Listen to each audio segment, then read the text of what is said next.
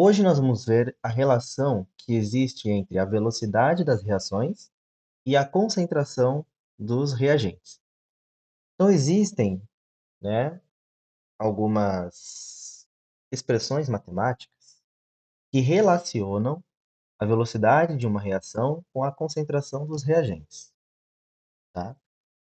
A lei que enuncia essas relações chama-se Lei de Gutenberg-Wage, né? Então ela foi enunciada em 1867 por esses dois químicos. E como que funciona essas equações, né? Então foi verificado de forma experimental que a velocidade das reações é proporcional às concentrações molares dos reagentes elevadas a expoentes que são determinados experimentalmente, tá? Então, essas expressões, elas são obtidas a partir da prática, né? De uma forma geral, como que essas leis elas são escritas? Então, a velocidade, né, da reação para uma reação representada por A mais B dando C, a velocidade ela vai ser igual a uma constante vezes a concentração dos reagentes dessa reação. Esse x e este y são coeficientes que são obtidos de forma experimental. Porém, existem algumas reações em que o x e o y eles vão ser os coeficientes estequiométricos dos próprios reagentes na reação. A gente chama x e y de ordens, né, da reação. Então, a somatória de x e y é a ordem da reação, sendo x a ordem de A e y a ordem de B. De um modo bem prático, né, o que vocês devem fazer em exercícios que pedem lei de velocidade? Você tem que fazer duas coisas basicamente. A primeira é descobrir o valor de x e o valor de y. Então, eu vou mostrar para vocês três formas de como esses coeficientes, esses expoentes, né, eles podem ser obtidos. E a segunda coisa é você determinar a equação de forma completa, tá certo? Muito bem. Então, nós podemos classificar as reações de duas maneiras do ponto de vista cinético. Reações que são elementares e reações que são não elementares. O que seriam reações elementares? São aquelas em que as moléculas dos produtos se formam após uma única colisão entre as moléculas dos reagentes, ou seja, ela ocorre de uma única etapa. Eu tenho, né, por exemplo, o componente A dos meus reagentes reage com B, formando C. Não existe nenhuma etapa intermediária. A simplesmente reage com B e forma C. Aí vocês me perguntam assim, mas professor, não é sempre desta forma?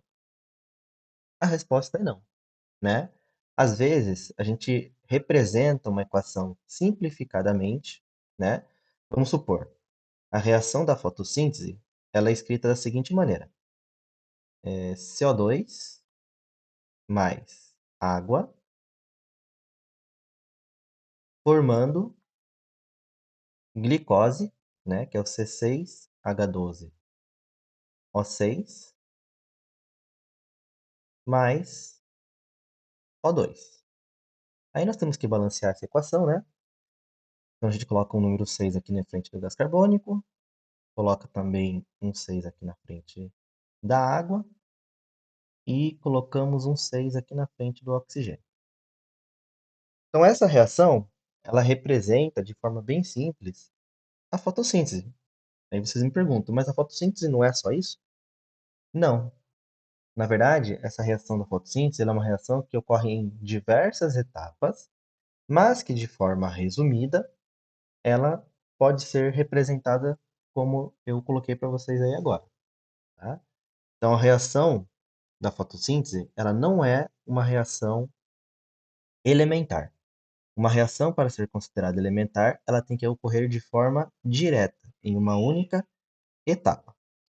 Então vamos supor que a reação entre A e B formando C seja uma reação que ocorre em uma única etapa. E nós temos que escrever a lei que rege esta equação, a lei de velocidade para esta equação específica. Como que nós fazemos isso? Então, a lei de velocidade ela é dada por uma constante que multiplica os reagentes, né? Lembrando que esses colchetes em volta do A e do B, eles representam a concentração. Então, a concentração de A vezes a concentração de B, elevado aos coeficientes estequiométricos. Então, quando a reação é elementar, aquele valor de x e de y vai ser exatamente o coeficiente de A e o coeficiente de B, tá certo? Então, esse é o pulo do gato quando a reação ela é considerada uma reação elementar, tá certo? Então, dessa forma, as reações elementares é muito simples expressar a lei de velocidade delas. Basta a gente escrever o produto, né, a multiplicação entre os produtos, elevado aos seus coeficientes estequiométricos, tá certo? Então eu tenho aqui a reação entre o NO, né, o monóxido de nitrogênio, mais o gás ozônio. Essa reação forma o dióxido de nitrogênio mais gás oxigênio. Então, se nós formos escrever a lei de velocidade para esta reação, como que a gente escreveria? Então, a velocidade é igual a uma constante. Por enquanto, nós não precisamos nos preocupar com o valor dessa constante, tá? A gente vai determinar ela mais adiante. Vezes a concentração dos meus reagentes, que no caso é o NO, e o ozônio, O3, elevado ao coeficiente A e B. A e B, neste caso, como essa reação é elementar, eles vão ter o mesmo valor do coeficiente estequiométrico, né? Então, o pulo do gato aqui, ó, A vai ser 1 e B será 1 também, né? Então, a lei de velocidade para essa equação nada mais é do que essa equação que vocês estão observando aqui na tela, tá certo? De uma forma bastante simples. Velocidade é igual a uma constante vezes a concentração dos meus reagentes elevado aos seus coeficientes estequiométricos. Neste caso, nós dizemos que a reação é de primeira ordem em relação ao monóxido de nitrogênio e também de primeira ordem em relação ao gás ozônio, uma vez que os coeficientes são 1, né? Aí uma perguntinha, o que ocorrerá com a velocidade se duplicarmos as concentrações do NO e do O3? Ou seja, se eu colocar um número 2 aqui na frente do NO e colocar o número 2 na frente do ozônio, o que acontece com a velocidade, né? Então, se nós colocarmos o número 2 na frente desses dois reagentes, a velocidade será multiplicada por 4, ou seja, ela vai quadruplicar, né? Então, desta forma, a gente sabe qual será o efeito da adição de um reagente na velocidade, tá certo? Inclusive, essa matéria, em alguns livros, é chamada de lei da velocidade das concentrações iniciais, né? Porque ele vai servir para a gente ver o que vai acontecer com a velocidade com determinadas quantidades de reagentes no início da reação. Então, se nós duplicarmos cada um desses reagentes, a nossa reação, a velocidade dela, né, será quadruplicada. Quando as reações elas não são elementares, como nós fazemos para determinar a lei de velocidade? Tem duas maneiras. Se nós conhecermos as etapas dessas reações, então vamos supor que esta reação né, que nós temos 2 mols de NO reagindo com O2, formando 2 mols de NO2. Essa reação ela se processa em duas etapas. Essas duas etapas estão representadas logo abaixo. Então, primeiramente, o NO ele se transforma em N2O2. Em um segundo momento, o N2O2 reage com o O2, formando então o 2NO. Observe que este componente ele não aparece na reação global. Ele é um intermediário. Não significa que ele seja catalisador, tá? Ele é um intermediário. Então, se nós somarmos essas duas reações, nós chegamos na reação global, que é essa primeira reação que está mostrado para vocês aí em cima, tá? Então, o mecanismo da reação é o conjunto de reações elementares que compõe uma reação química, tudo bem? Aonde que nós vamos utilizar esses mecanismos para determinar a lei da velocidade, né? Então, como calcular a lei de velocidade para reações não elementares? Vamos tomar como exemplo a reação de decomposição do ozônio em gás oxigênio. Esta reação ela ocorre em duas etapas. Então, na primeira etapa, o ozônio ele se decompõe, forma o gás oxigênio mais um radical livre, que é o próprio átomo de oxigênio. Esse átomo de oxigênio, então, ele reage novamente com o ozônio, formando mais 2 mols de O2. A somatória desses dois processos nos fornece a reação global. E como a gente faz então para determinar a lei de velocidade? Ou seja, nós usamos esta reação ou usamos as reações por etapa, né? Uma reação química, ela leva um tempo para acontecer, né? Vamos supor que uma reação leve 3 minutos para acontecer. Se ela ocorre em várias etapas, então ela ocorre numa primeira etapa, a primeira etapa ocorre em 2 segundos. Numa segunda etapa, ela leva 2 minutos e 48 segundos para acontecer. Aí numa terceira etapa, ela ocorre em 10 segundos. Ou seja, todo aquele 3 minutos total da reação só levou esse tempo porque a segunda etapa foi a mais lenta. Ela é a mais importante na determinação da velocidade daquela reação. É como você imaginar o seguinte, né? Você tem um ponto A e você quer chegar no ponto B. Então, do ponto A ao ponto B, você leva 5 minutos para você sair do ponto A e ir para o ponto B. Porém, quando chega aqui, nessa parte, que eu vou chamar de C, ocorre um congestionamento e você fica 3 horas nesse trecho. Então, você vai levar mais tempo para chegar ao ponto B do que você tinha imaginado. Por quê? Não foi por causa desse primeiro trecho. Esse primeiro trecho aqui ele aconteceu de uma forma muito rápida, mas foi por causa desse segundo trecho. Então, esse segundo trecho do trajeto, ele é mais importante em termos de tempo que você levou para chegar ao ponto B do que o primeiro trajeto, a primeira parte do trajeto. Então, essa seria a parte mais importante.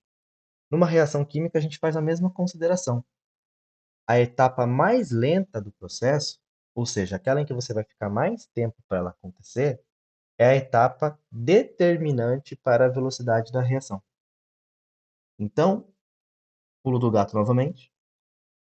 Numa reação em que ela não é elementar, a velocidade da reação global ela vai ser determinada pela etapa mais lenta do mecanismo. Agora, qual é a etapa mais lenta do mecanismo? Você não tem como descobrir isso sozinho, tá? O exercício vai indicar para você. Então, se o exercício indica para você que a primeira etapa é a mais lenta, é ela que você vai utilizar para escrever a lei de velocidade. Então, a lei de velocidade vai ser expressa por uma constante vezes o reagente da etapa lenta, que neste caso é o O3, que é o ozônio.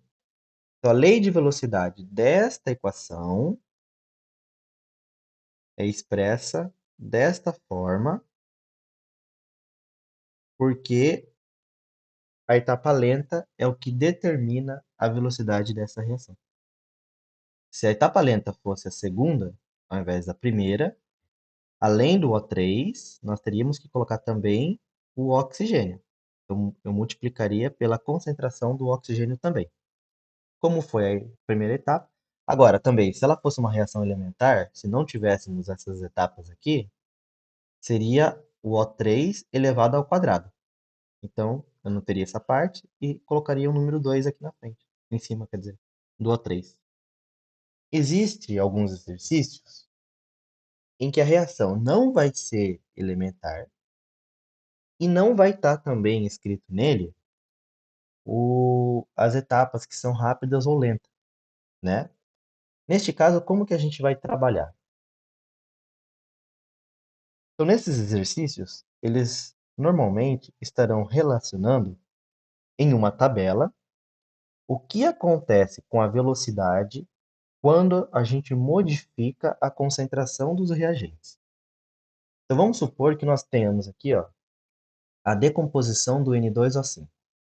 Então, 2 mols de N2O5 decompõem e forma 4 mols de NO2 mais 1 mol de O2, tá certo? Então, a lei de velocidade, a princípio, vai ser uma constante vezes a concentração do N2O5 elevado a x. Nós não sabemos qual é o valor de x. Poderia ser 2 se esta reação fosse elementar. Como nós não temos a certeza se ela é elementar ou não, nós não podemos colocar esse 2 ali em cima. Então, nós temos que descobrir qual é o valor do x. E como a gente vai fazer isso? O exercício ele vai trazer para nós uma tabela, tá?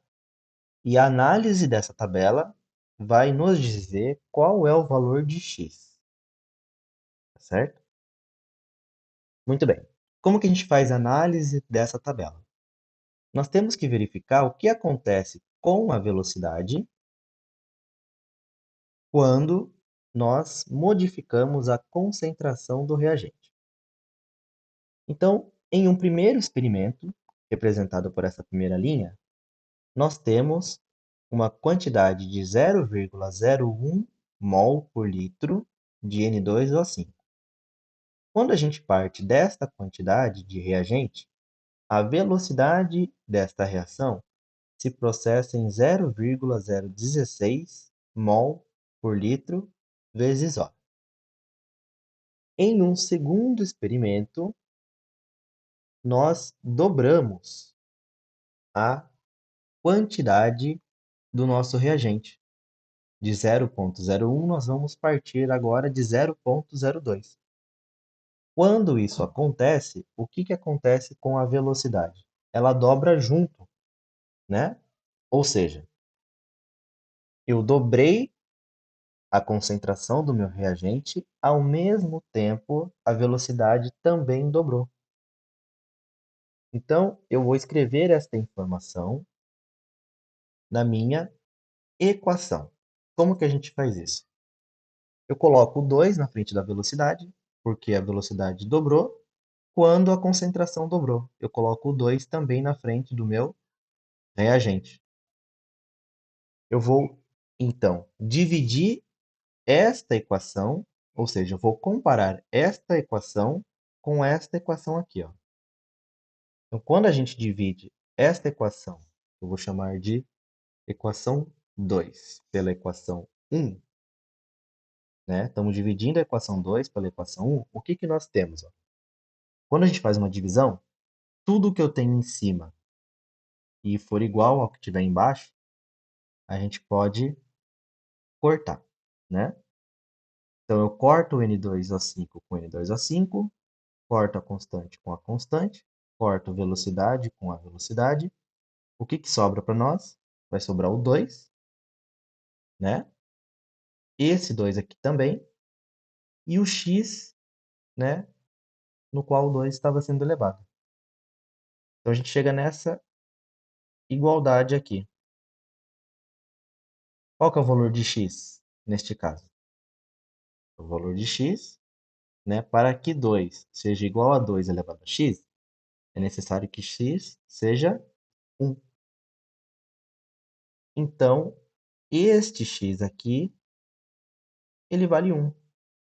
E a lei de velocidade para a nossa reação nada mais é do que velocidade igual a uma constante vezes n2O5 elevado a 1. Esta reação ela é de primeira ordem. Então, esse é o mecanismo que nós devemos trabalhar para determinar lei de velocidade quando o exercício passa uma tabela com a concentração e a velocidade da reação em função dessas concentrações, tá certo? É necessário fazer esta divisão o tempo todo para descobrir? Não. Na verdade, apenas usando esses dois valores já seria suficiente para você pressupor que o x valia 1, né? Afinal de contas, se você olhar para o 2 e olhar para o 2, para que isso daqui seja igual a isso, é necessário que o valor que esse número vai ser elevado seja 1. Então, no próximo exemplo, eu vou mostrar para vocês como fazer essa relação de uma forma mais simples. Nesse segundo exemplo, nós temos o etanal, que é um aldeído, se transformando em metano e monóxido de carbono. Então, a lei de velocidade, a princípio, seria uma constante vezes o reagente elevado a um coeficiente que nós vamos chamar de x. Tá? O exercício vai passar também para a gente essa tabela, ou seja, o que acontece com a velocidade quando nós alteramos a concentração do reagente. Então, no primeiro experimento, nós temos 0,1 mol por litro do aldeído e a velocidade inicial da decomposição dele é 0,085 mol por litro vezes hora. Em um segundo experimento, nós dobramos a concentração do aldeído. Quando a gente dobrou a concentração do aldeído, a velocidade foi multiplicada por qual valor? Vocês conseguem identificar aqui? Ela foi multiplicada por 4, né? Então, quando dobrou a concentração, a velocidade quadruplicou. Se eu multiplicar 0,085 por 4, dá 0,340. Então, se a gente partir da ideia que eu tenho um x elevando, né, um expoente x desse 2, o valor de x deve ser 2. Que número que eu elevo 2 para dar 4? 2. Então, meu x vale 2. Então, de uma forma bastante simples, eu posso determinar que esse x vale 2, né? Podemos fazer toda aquela conta que a gente fez no exercício anterior. Ou seja, quando eu dobro o meu reagente, nós quadruplicamos a velocidade. Então, eu divido essa segunda equação pela primeira. Tudo que eu tiver em cima, eu simplifico com o que tem embaixo. O que sobra? O 4, o 2 e o x. Para essa igualdade ser verdade, x tem que valer 2, né? Por quê? Porque 2 elevado ao quadrado é 4. Então, eu tenho 2 aqui, esse 2, né? Para isso ser igual a isso, x tem que ser 2. Tá certo? Não precisava ter feito todo esse processo. Bastaria comparar como a gente fez aqui antes de eu mostrar essa parte. Muito bem. Vamos para o terceiro exemplo. Então, nesse terceiro exemplo, nós temos a reação entre o gás hidrogênio e o monóxido de nitrogênio, formando nitrogênio e água. Então, a princípio, a lei de velocidade ela é dada por uma constante vezes a concentração do hidrogênio elevado a x e multiplicando a concentração do NO elevado a y. Então, nosso objetivo é determinar o valor de x e o valor de y. Para isso, nós temos uma tabela com as concentrações de hidrogênio, de NO e a velocidade da reação em diferentes concentrações desses dois reagentes. Então, nós temos três experimentos. Nós temos o primeiro, o segundo, representado pela segunda linha, e o terceiro, representado pela terceira linha. Para a gente determinar o valor de x e o valor de y, nós temos que analisar os reagentes de forma separada. Ou seja, não seria interessante para nós compararmos o que acontece entre o primeiro e o terceiro experimento, por quê? Do primeiro para o terceiro experimento, nós dobramos a concentração de hidrogênio, mas, ao mesmo tempo, nós também dobramos a concentração do NO. Então, nós não conseguimos determinar de forma separada qual foi a influência de cada um desses componentes na velocidade da reação. Nós podemos verificar que a velocidade da reação ficou 8 vezes maior. Mas eu não sei se isso foi por causa do hidrogênio ou do NO. Então, para a gente poder fazer essa comparação, nós vamos escolher primeiramente dois experimentos aonde o hidrogênio varia e o nitrogênio não varia. Então, se nós compararmos o primeiro experimento com o segundo, nós vamos verificar que a concentração de NO ele é constante, ele não se altera. Neste mesmo experimento, a concentração de hidrogênio dobra. O que acontece com a velocidade da reação quando nós apenas dobramos o hidrogênio? Nós verificamos que a velocidade dobra também.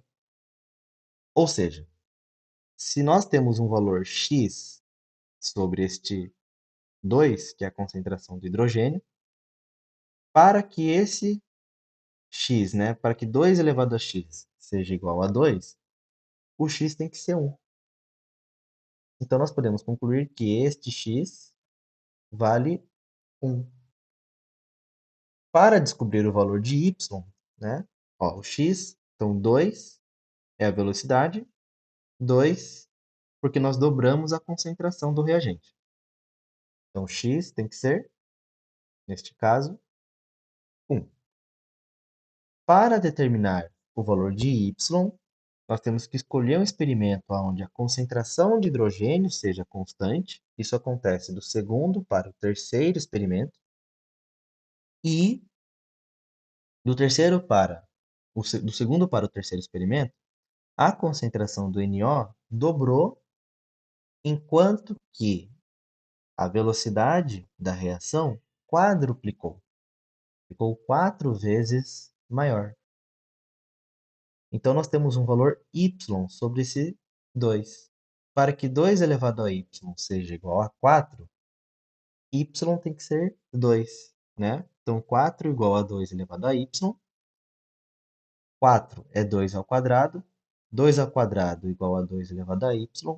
Chegamos à conclusão de que y é igual a 2.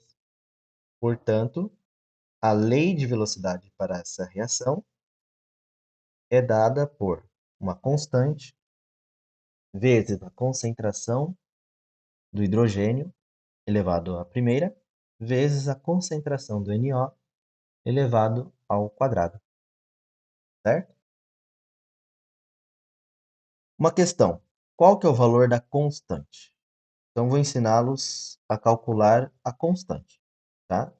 É muito simples calcular essa constante.